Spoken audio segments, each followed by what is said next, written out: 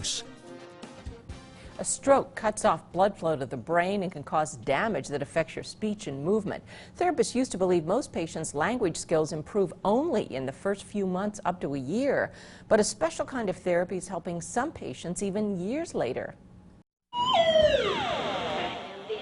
Diana Zaparo always loved competition until at age 14, everything changed.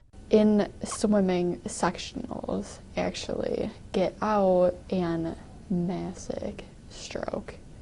The stroke impaired her movement and left her almost unable to speak.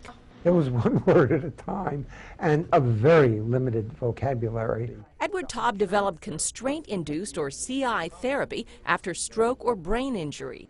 You ready for number 2? With CI therapy, patients are forced to repeatedly use an impaired limb and not the stronger, non-injured side of the body. Then therapists ask patients to make consistent small improvements. Many different parts of the brain contribute to given functions, and parts of the brain can take over. Professor Taub says CI therapy also works with language problems or aphasia. Patients are forced to communicate by speaking only. They're not permitted to point, use gestures, or write.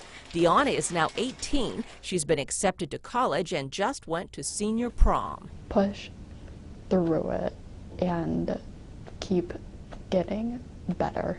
Diana is not competing, but she's back in the swim of things again. Now, Professor Taub says many patients improve their skills by about 400% over a year, and if they keep using the CI strategies in real life, they should continue to get better. She's an amazing example of how it's working. Quite the struggle. That's great. Thank Thanks, you, Charlotte.